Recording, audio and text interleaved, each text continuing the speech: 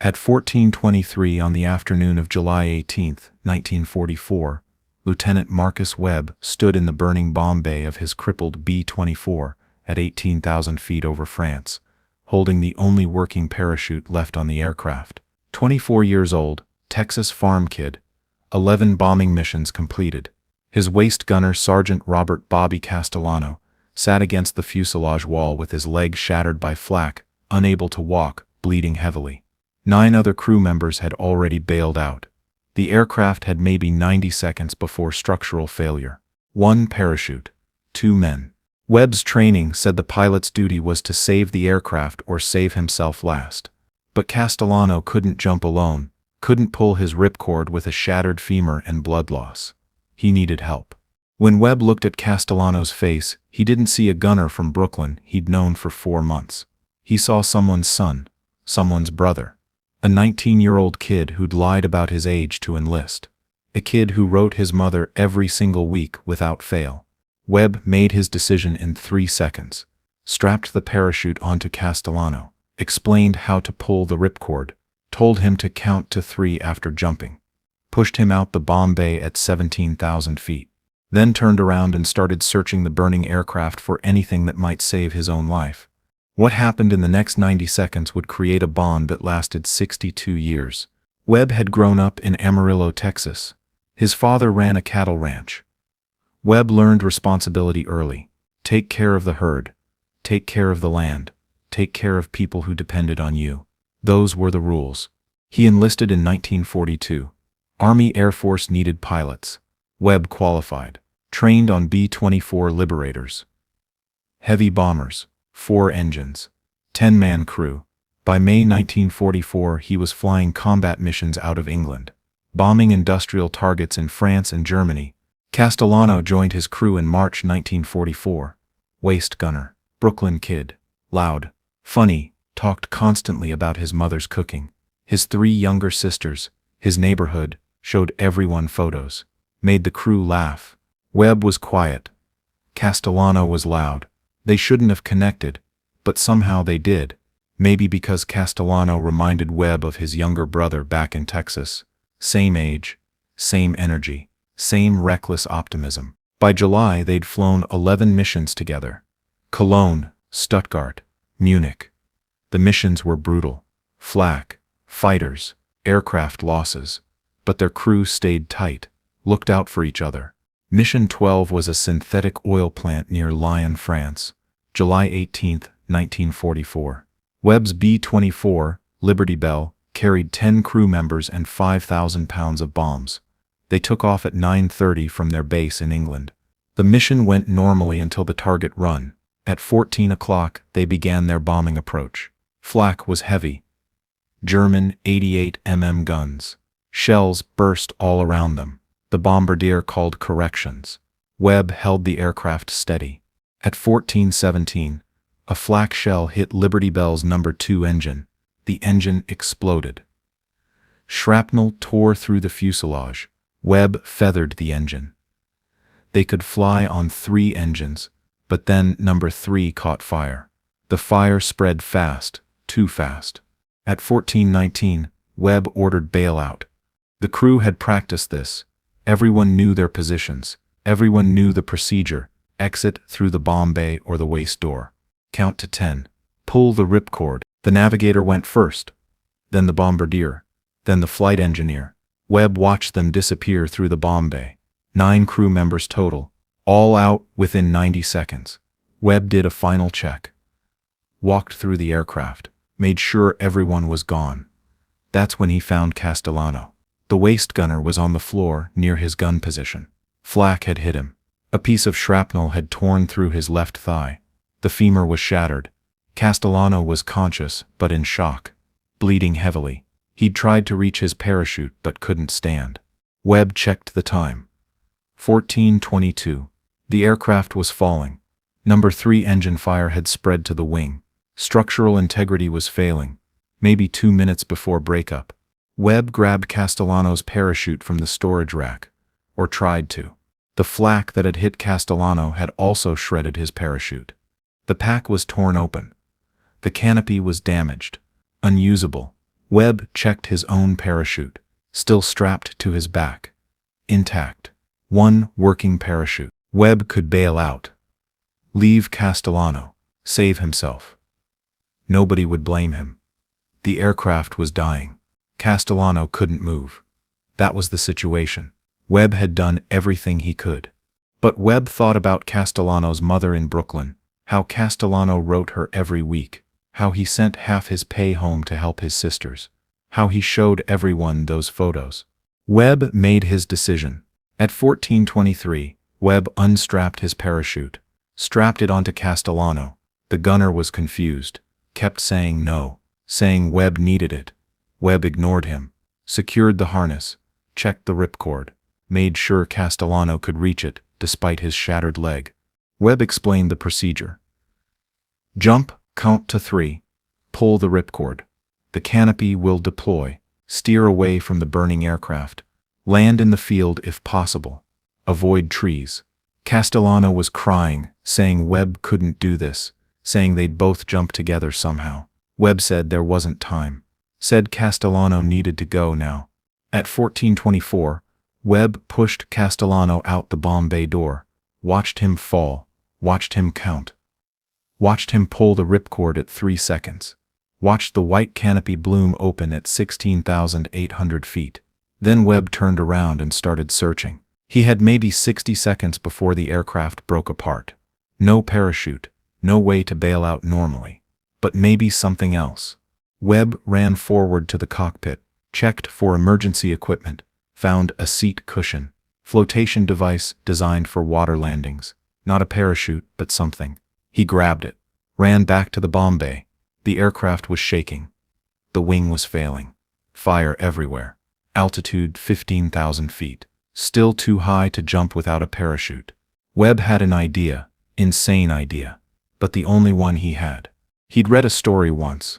A Russian pilot in World War I who jumped from a burning aircraft without a parachute, landed in deep snow, survived.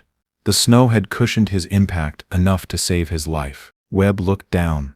French countryside. July, no snow. But trees. Dense forest. Maybe trees could work like snow, branches breaking his fall, slowing his descent. It was a terrible plan. Survival probability maybe 5%, but 5% was better than 0%, better than riding the aircraft into the ground. At 14:25, altitude 12,000 feet, Webb jumped. He held the seat cushion against his chest. No idea if it would help, probably wouldn't, but something to hold on to. Something to do. He fell, 120 miles per hour terminal velocity, wind screaming past, France rushing up toward him. He could see the forest, targeted it, steered his body using his arms and legs, aimed for the densest part. At 4,000 feet he could see individual trees, big ones, oak or ash maybe, branches thick, canopy dense. At 1,000 feet he tucked his arms and legs, protected his head with the cushion, tried to make himself small. He hit the tree canopy at approximately 90 miles per hour. The first branches barely slowed him. They snapped like twigs. He fell through, hit bigger branches. They slowed him more. Each branch broke but stole some momentum. He was tumbling, hitting limbs, losing speed. At 30 feet he hit a thick branch. It didn't break.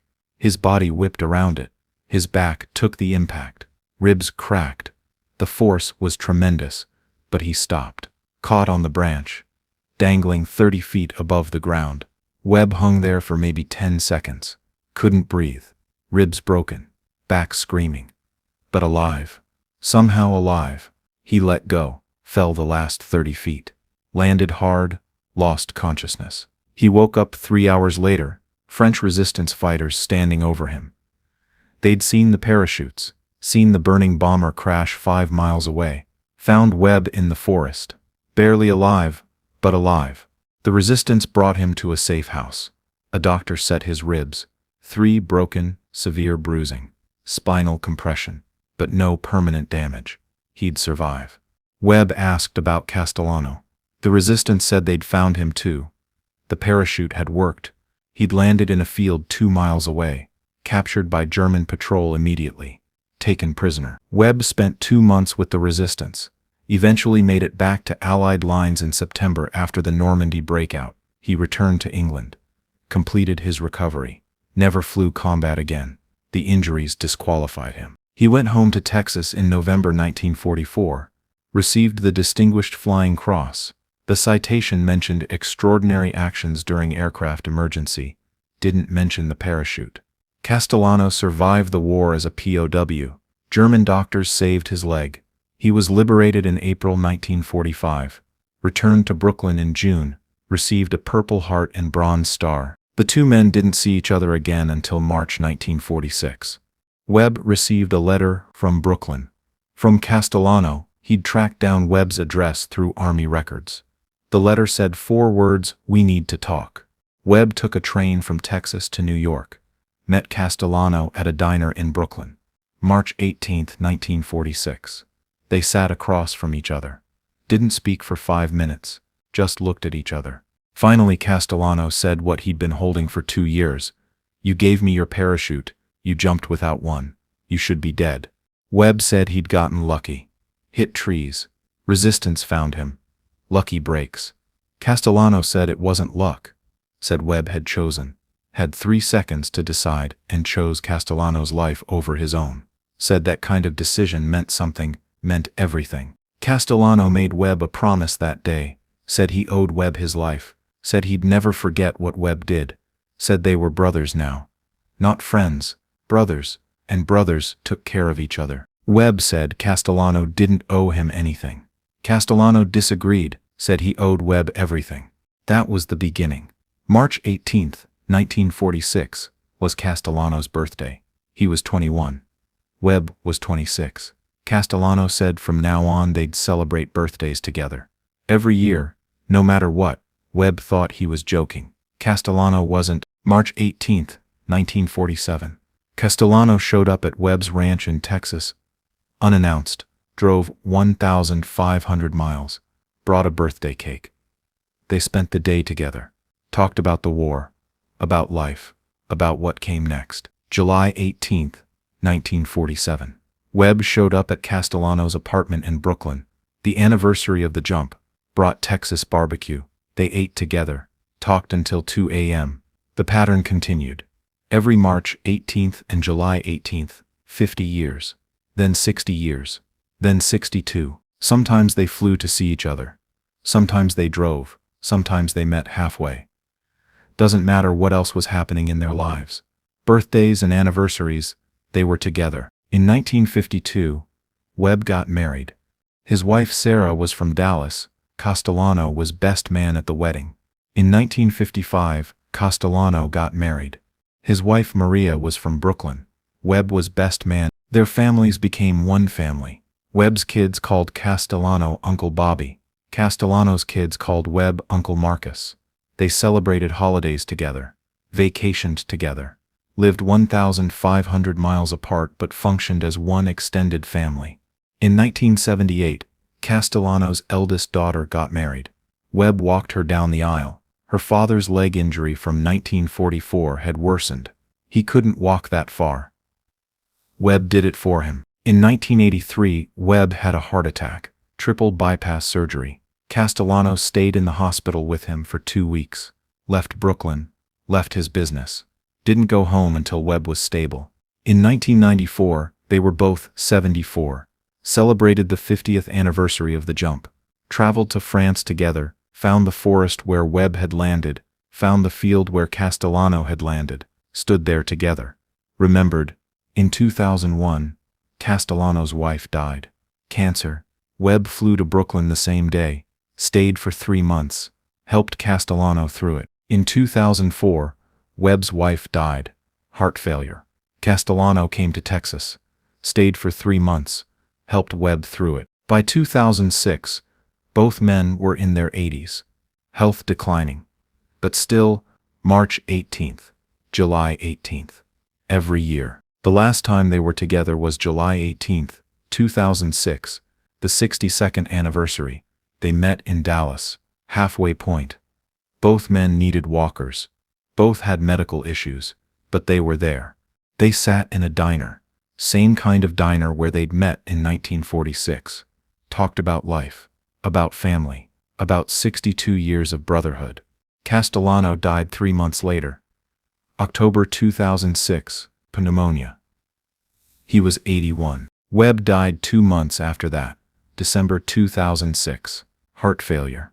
He was 86. Both funerals had the same eulogy, read by their children.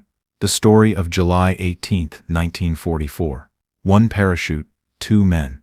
A decision made in 3 seconds that created a bond lasting 62 years. Marcus Webb's grandson James researched the story in 2015, interviewed family members, found military records, confirmed the details, wrote it down so the story wouldn't be forgotten. The original parachute doesn't exist. Castellano used it once in 1944, left it in France. But the decision, the brotherhood, that lasted. Sometimes the most important things in life happen in 3 seconds. One person looks at another person and chooses, not calculation, not analysis, just choice. Your life or theirs, and they choose theirs. Webb chose Castellano, and Castellano spent 62 years making sure that choice mattered, making sure Webb knew he'd saved more than one life. He'd saved a brother. That's the story of 1 parachute, 2 men, and a brotherhood that lasted until the day they died. If this story moved you, hit that like button. Every like tells YouTube to show this story to more people. Hit subscribe and turn on notifications. Drop a comment. Tell us where you're watching from. Tell us about the friendships that shaped your life. Let us know you're here. Thank you for watching. Thank you for making sure Marcus Webb and Bobby Castellano and their brotherhood don't disappear into silence. These stories deserve to be remembered.